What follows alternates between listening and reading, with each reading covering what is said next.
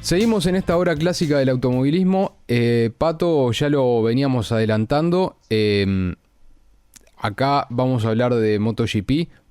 Vamos, decía el Mosquito, A ¿no? escuchar. Vamos a escuchar al hombre que, como dice Flavio, el hombre que más sabe de motociclismo en todo el Uruguay. Y yo diría, no vamos a exagerar, en parte del continente, y vamos a hacerlo bien Buah, grande en el mundo. escuchá.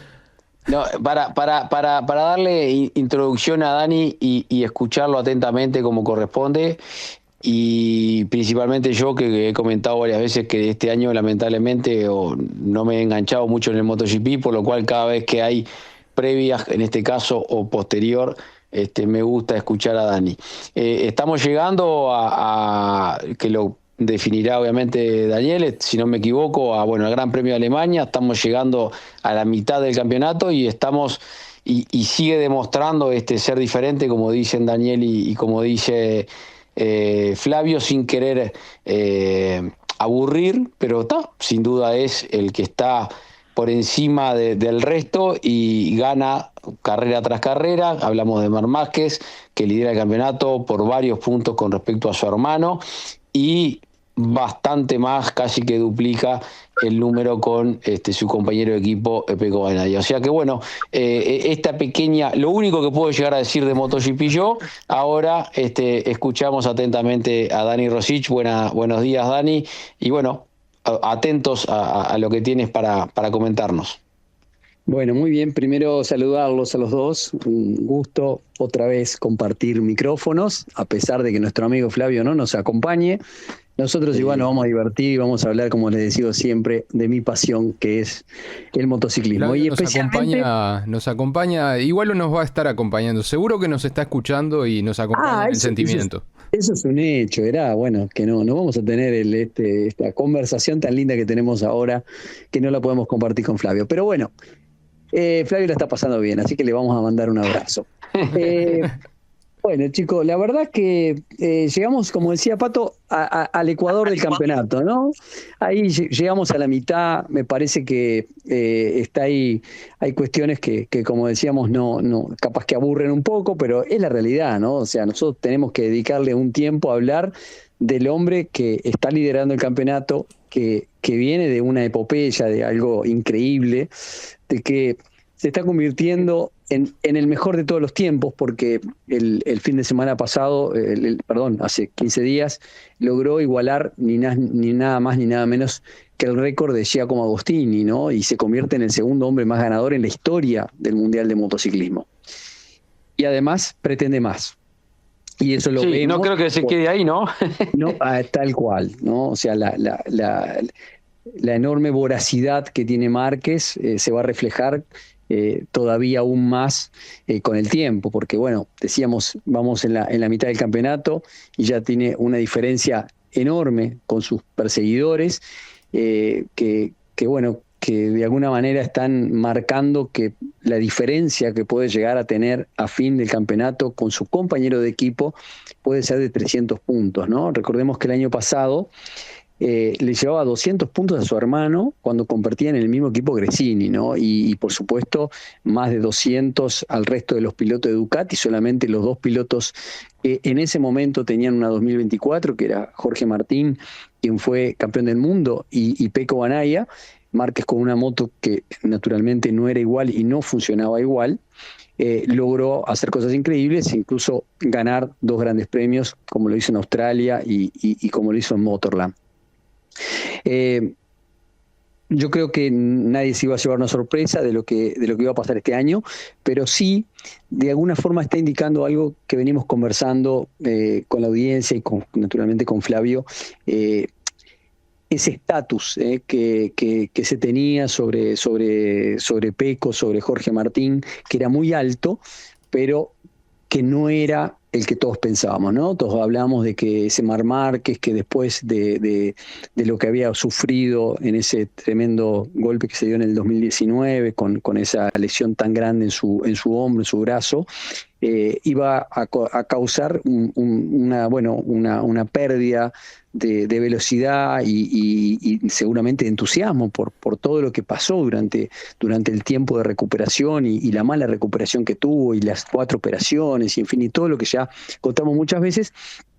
Pensábamos que Marc Márquez no llegaba, pero otras voces decían que no, que en realidad lo que había pasado es que el nivel había subido tanto que aunque Márquez regresara en el mismo nivel que tenía, no iba a ser capaz de vencerlos o iba a estar más o menos igual sin lograr ese nivel que se tenía. Pero Daniel, la historia cambió, sí.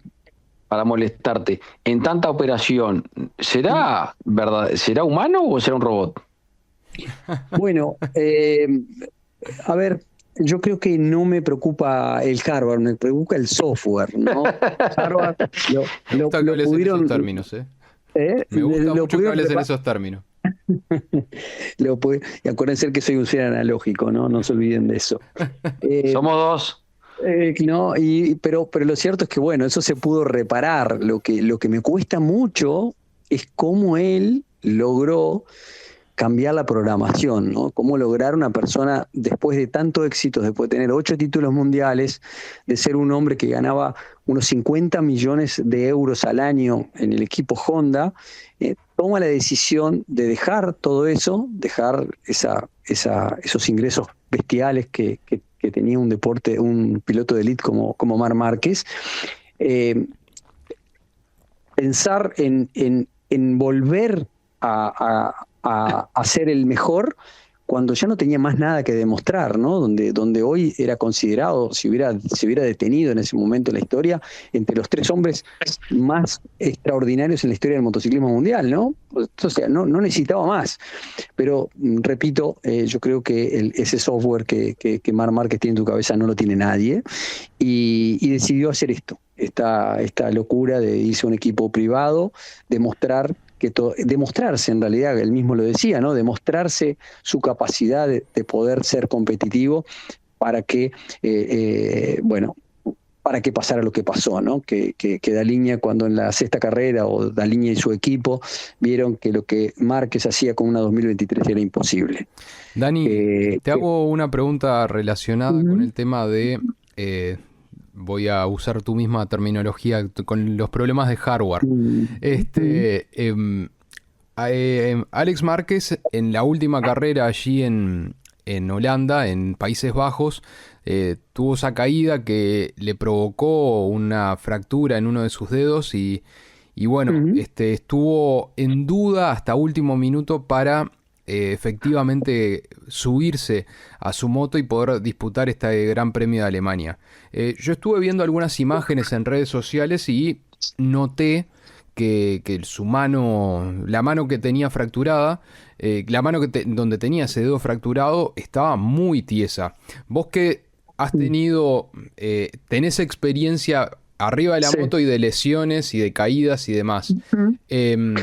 ¿Cómo es ese? ¿Te parece, primero, no sé si llegaste a ver las fotos, no sé si te parece que en condiciones normales estaría apto como para subirse a una moto de nuevo? ¿Y cómo pensás que le puede afectar a Alex Márquez esta lesión? Bueno, es interesante lo que me comentás, porque va de la mano con todo lo que estamos hablando, con cómo un piloto puede cambiar todo eso, ¿no?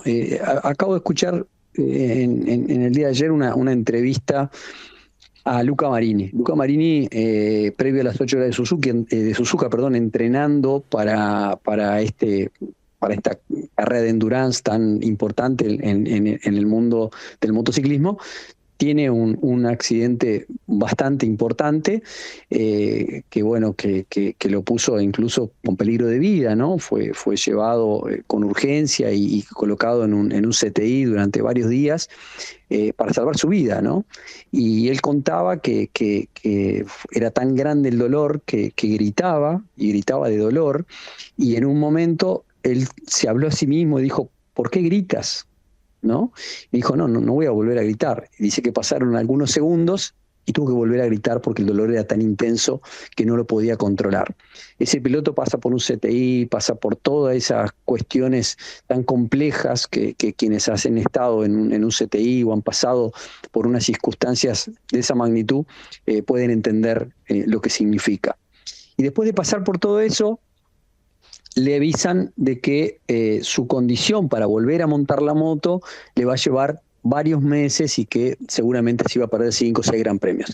Luca Marini está alistado para correr el Gran Premio de Alemania.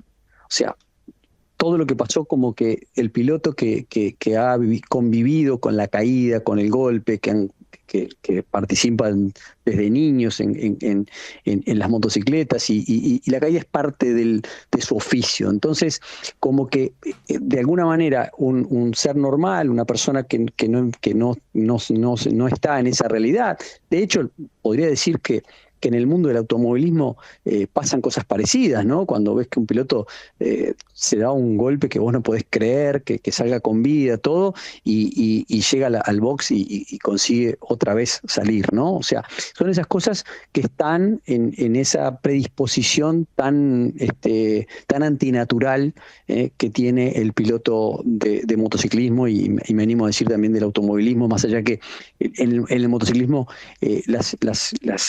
todas las Yo creo que el golpe en el motociclismo, la secuela y demás, es un poquito más expuesto y más importante que en un automovilismo, ¿no? Bastante más, ¿no? Porque recordemos que el motociclista no lleva un habitáculo, cuando el motociclista se cae, se da contra el piso, contra todo, ¿no? Y en el auto uno tiene un habitáculo, una protección que, bueno, en definitiva tiene otro nivel de protección, ¿no? Pero en la moto, cada vez que un auto se sale de pista, una moto se sale de pista, se cae y el piloto se golpea. Y el golpe está. El golpe está y generalmente las aceleraciones de una moto son más que las de un automóvil, o sea, en menos metros, o sea, consigue mayor velocidad. Entonces, lo cierto es que las caídas siempre son a mucha velocidad, ¿no? La caída de Alex Márquez del otro día en Assen iban a un promedio de 186 kilómetros por hora, si mal no recuerdo, marcaba la telemetría. Se caía a 186 kilómetros por hora. La caída de Mir y en un ratito antes había sido a 218 kilómetros por hora. O sea, estamos hablando siempre de velocidades que uno piensa, pero yo ni andaría 200 kilómetros en línea recta, ¿no? Bueno, el piloto se cae. Y gracias a toda esta nueva tecnología en materia de equipos, de los airbags, de los cascos, de los guantes, las botas, o sea, hay una tecnología en materia de seguridad que es alucinante, ¿no? Que estas cosas, no estoy hablando hace 50 años, hace 30 años, cuando todavía era la era de los motores de 2 tiempos, los pilotos no tenían ni el 30% de la protección que tienen ahora, y se caían menos, porque realmente cuando se caían se lastimaban y mucho. Hoy vemos que hay un crecimiento casi permanente de las caídas, ¿no? Pero por supuesto estamos hablando del deporte de mayor riesgo, ¿no? Y habrán sentido que, bueno, el fin de semana, el jueves pasado, hubo una carrera en Magny-Cours y un piloto español perdió la vida.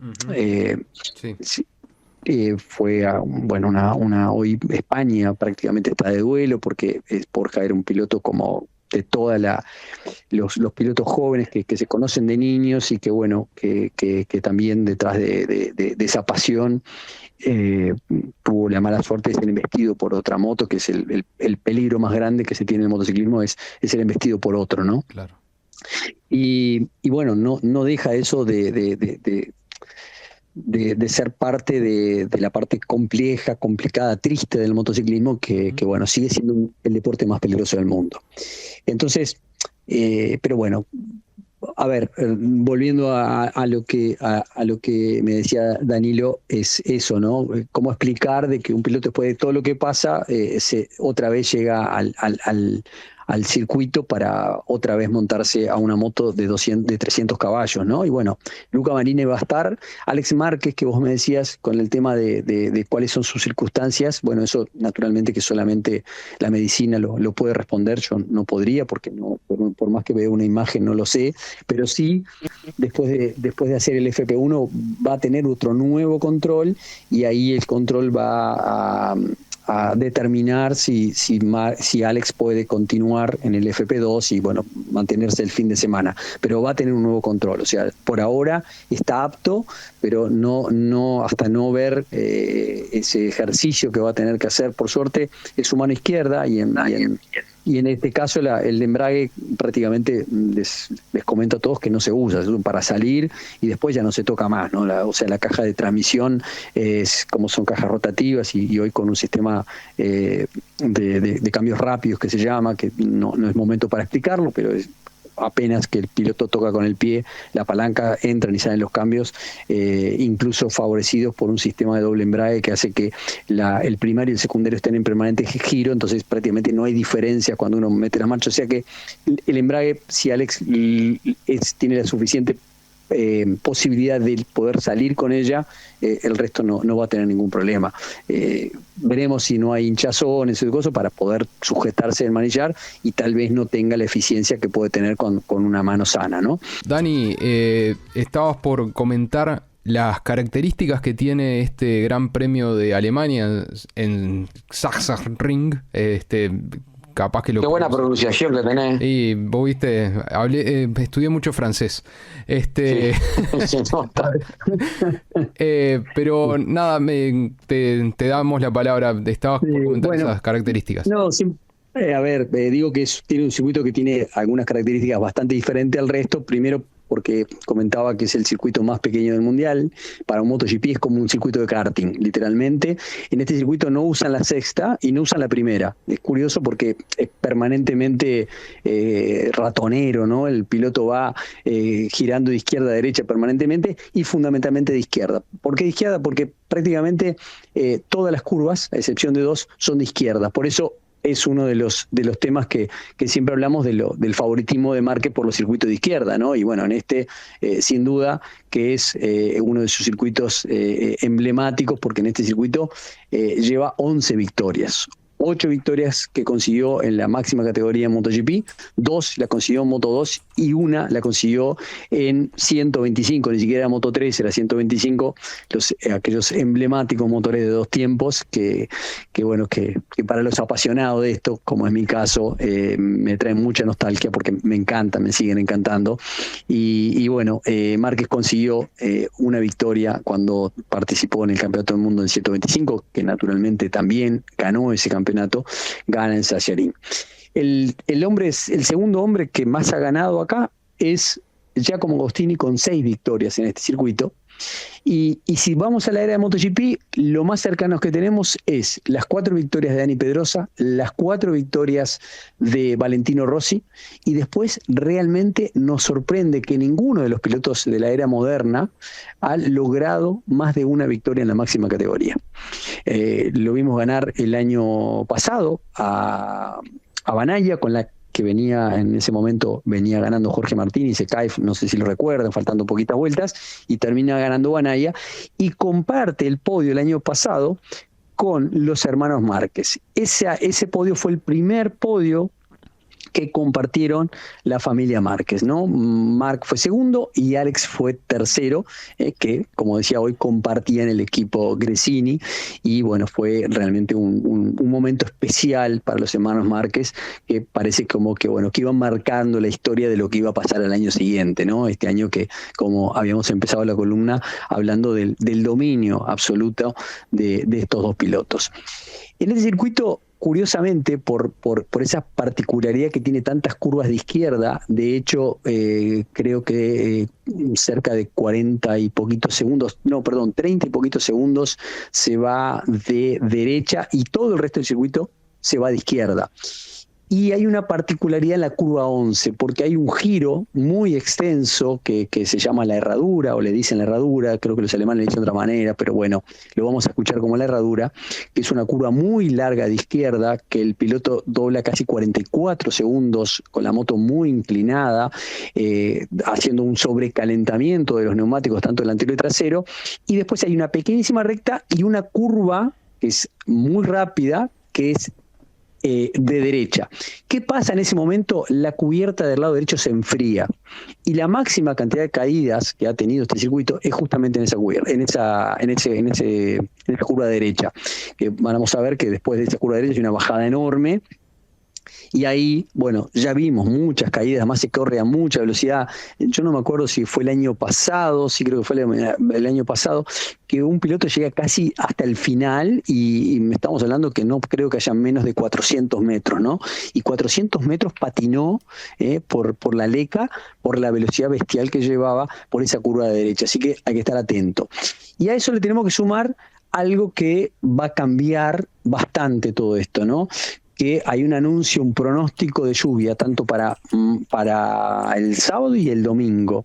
Parece que está anunciado que hasta el martes va a llover. O sea que no solamente en una pista complicada, sino que además se va a agregar la lluvia. Y por cierto, cuando llueve todo cambia, ¿no? A veces pilotos que no están siendo líderes del campeonato aparecen, como nos pasó, por ejemplo, en el Gran Premio de Francia, donde Zarco, se mostró muy rápido, imbatible, incluso ni el propio Márquez fue capaz de acercarse a un piloto que dominó absolutamente todo y que fue gracias justamente a esta lluvia, ¿no? Entonces acá pueden pasar cosas extrañas, por eso las entrevistas que le hacen a Marc, por supuesto, hablan de, bueno, vos vas a ganar, o sea, un piloto que tiene, como decía, 11 gran premios en un circuito donde casi nadie ha podido ganar, él tiene ese dominio brutal. De hecho, yo creo que lo más recordado de Marc Márquez fue después de su retorno con el brazo que todavía antes de la última operación, antes que le giraran el hueso, Márquez llegó literalmente con un brazo solo. No pudo hacer la pole porque recordemos que de estas 11 carreras ganadas tiene 10 poles. 10 poles, o sea, piloto imbatible en este circuito. En ese, que corrió con un solo brazo literalmente, fue capaz igual, a pesar de no haber tenido la pole, haber logrado esa victoria increíble que lo regresó al triunfo. Al año siguiente, en el año 2023, Marc sufrió 3 o 4 caídas, una de ellas muy violenta, mucha velocidad, y fue el momento que decidió literalmente abandonar la fila de Honda. En ese momento él dijo, bueno, me voy a operar nuevamente y voy a dejar este equipo, y bueno, pues cuando se consagra de alguna manera la posibilidad de mudarse al equipo Gresini.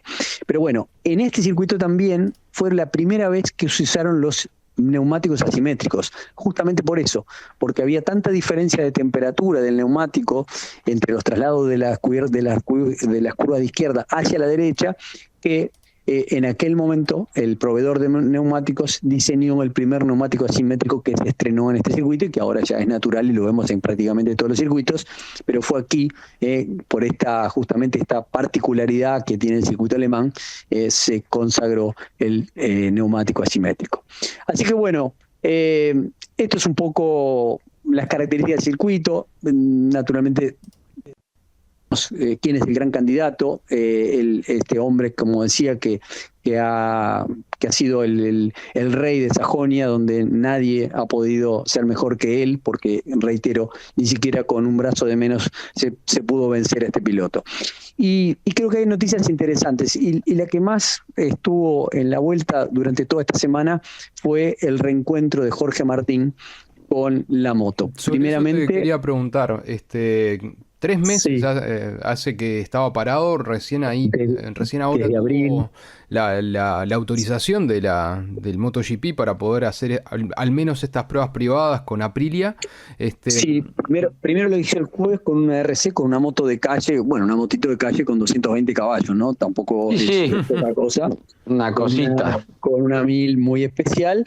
Y el día miércoles, sí, ahí estuvieron en Misano, dio 64 vueltas, creo, estoy casi seguro que fueron 64 vueltas, con un calor más extremo, cosa que eso pone más en el esfuerzo físico de Martín para ver cuál es su condición.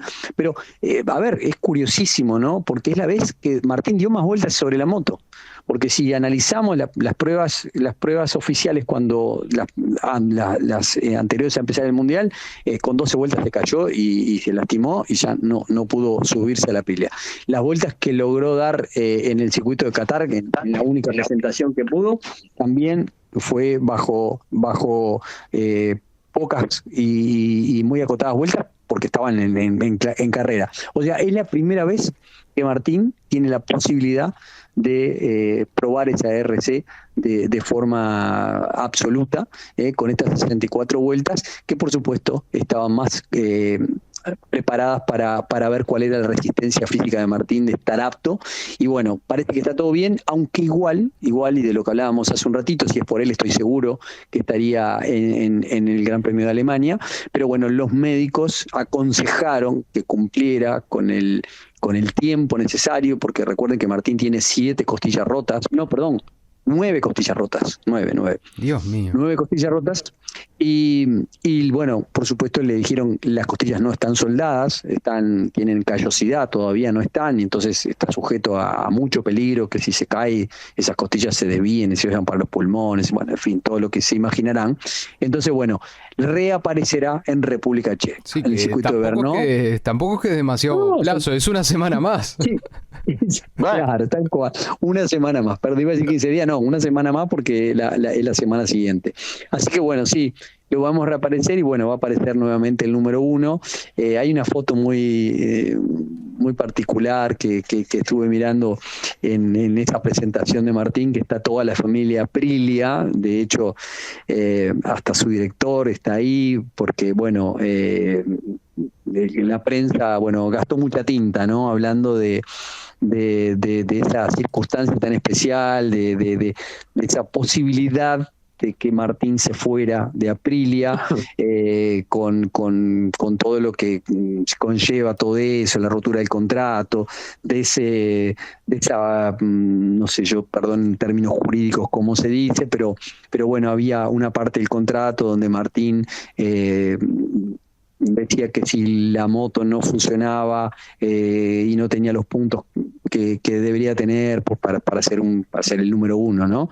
Iba a terminar con el contrato, pero la gente de Aprilia decía que tenía que correr 6 carreras para que eso pasara, ¿no? Y realmente Martín no las corrió. Entonces, bueno, esa disputa sigue. Entonces era curioso, ¿no? Porque volver a un equipo, después de todos estos conflictos, después de todos estos líos tan jorobados, sobre todo desde el punto de vista contractual, ¿no? Que tiene Aprilia, porque a mí me parece bárbaro que Aprilia diga que tiene que correr porque el contrato así lo estipula, está todo bien, ¿no? Pero el que tiene que acelerar es el piloto y subirse a una moto que no estás convencido, que se ha lastimado y no sé. Me cuesta entenderlo y bueno, yo creo que esa situación no debe ser cómoda para nadie y bueno, esta representación con esta foto que les comentaba, donde estaba toda la familia Aprilia, la familia Racing de Aprilia, ¿no? Recuérdense que Aprilia pertenece al grupo Piaggio y el grupo Piaggio es el que pone el dinero,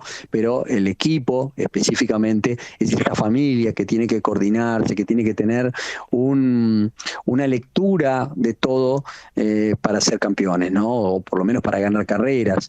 Y así que bueno, me pareció que eso habla un poco de tratar de conciliar ese esfuerzo para que Martín sea competitivo, para que la moto sea competitiva, porque de alguna manera lo ha demostrado, ¿no? Como lo vimos ganar a Bezzecchi en el Gran Premio de Inglaterra, bueno, esto está demostrando que la moto es competitiva. No sé si es competitiva en todos los circuitos, porque también es bueno en uno y no es tan bueno en otro. Bueno, eso creo que es justamente lo que Ducati consiguió, ¿no? Ducati tiene una moto que funciona bien en cualquier circuito y eso es lo que la ha logrado que con ese ejército de 6 motos siempre estén en los primeros lugares, porque las motos funcionan bien en todos lados.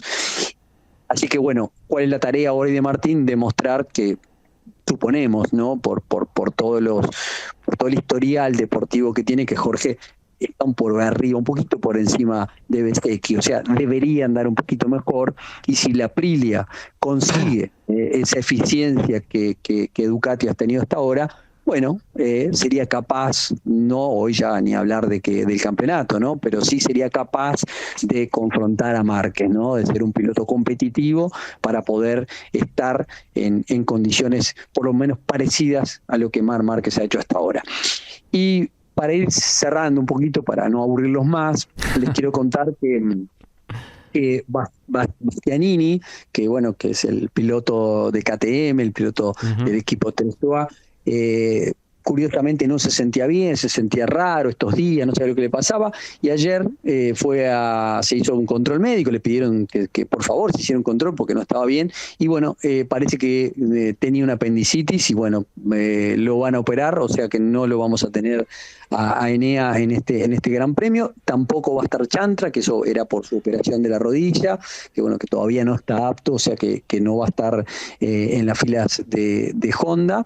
Y la buena noticia es lo que le decía hace un minuto, que Luca Marini y Alex Márquez, los dos pilotos que parecía que no podrían haber estado en este Gran Premio, sí van a estar, bueno, por todo esto que hablamos, ¿no? Por esa mentalidad tan alucinante, tan competitiva que tienen los pilotos y que a veces ese peligro o esa posibilidad de que se lastimen más de lo que están no se ve, no la descubren y la aprovechan para ser protagonistas de otro Gran Premio.